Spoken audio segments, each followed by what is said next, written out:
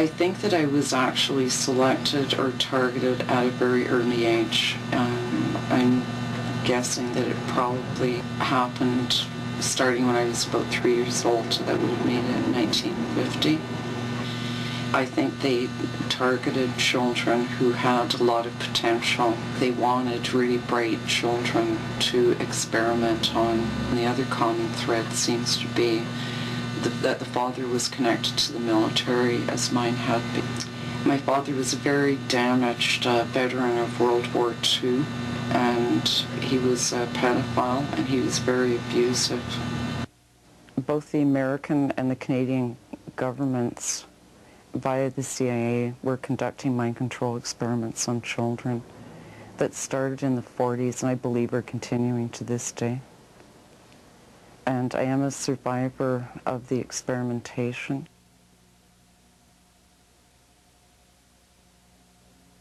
Something that has recently come to light in Canada are the claims by a woman named Dorothy Proctor, who was an inmate in Kingston Women's Prison in the 1960s. Dorothy was subjected to LSD and sensory deprivation experiments when she was 17 years old.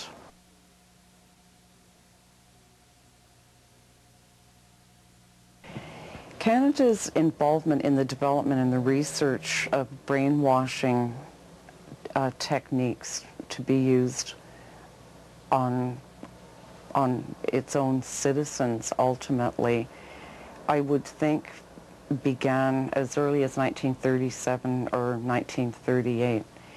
Jim Bronskill, again from Southam News, wrote an article in late December of '97 describing the correspondence between Dr. George Estabrook from Colgate College in Upper State New York and Hamilton, New York, and Superintendent Bevan, who was the head of the RCMP for Canada in 1940. Based on the correspondence, Bevan and Estabrooks had had a dialogue prior to this letter being written, and Estabrooks had been invited to discuss creating Manchurian candidates basically for the Canadian government in Ottawa in 1940. In their correspondence, Estabrooks said he would simply need access to a hospital or an institution like that for a minimum of 1 week. And he would use hypnosis and other techniques to create dissociated personalities, multiple personalities, to create what became to be known as Manchurian candidates. As far as I understand it, it came from the notion of people coming back from the Korean War, that they were totally different people and a totally different set of attitudes and things like this. They were, God help us, they were anti-American, if you can possibly anybody being that way. And the question is, what were they doing to their soldiers? They hadn't the faintest idea what they were doing. And so they thought maybe these kind of drastic measures like LSD and so on and so forth would do the trick. And so they investigated it. And of course the Americans didn't want to use their own population because of the political repercussions. And here was Ewan Cameron, who was very happy to use Canadian citizens, but the CIA were very happy to do that. Some of the most prominent psychiatrists, psychologists, people who were involved in neurological studies, and including some of the presidents of the American Psychiatric Association, the Canadian Psychiatric Association, were involved in conducting these experiments on children.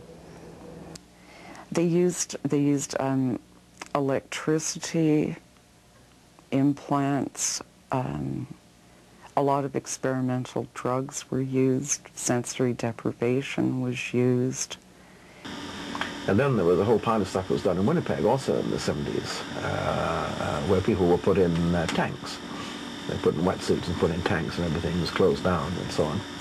But basically the kind of thing that they were looking for was how brain function changes and how we process information in these very extreme conditions. A simple form of torture that they used on myself and on a lot of other children was the dislocation of your limbs. So they dislocated both your arms and your legs. And that was probably the simplest, easiest, and cheapest way to reinforce the notion that you were absolutely helpless and that you could do nothing physically to defend or protect yourself from what they were going to do to you. Because your mind would say, I have to lift up my arm, I want to hit or I want to strike. Or your mind would say to your legs, get up and run, we need to run. And all you would be, there would just be your torso and your head. But are people manipulable? Yes. Can you get people to do things they might not otherwise want to do? Yes. Being strapped down on a table, having electricity applied like to your vagina or to that area, having electricity applied to your spine.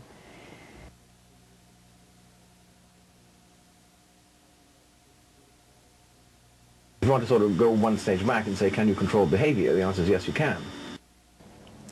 There was pedophilia involved as well. I think a lot of research people were blackmailed into taking part in experiments or into taking part in the cover-up because the children were used, we were used for pornography and pedophilia.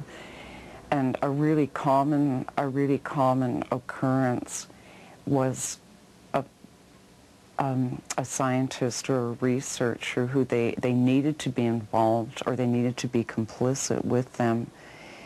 He would find himself attending something. They would then drug him and he would find himself in bed with a child with a camera just like this one, documenting what was going on. So that we were used as children that way, complicitly. One say, is there mind control? The answer is yes, there are ways in which behavior can be changed.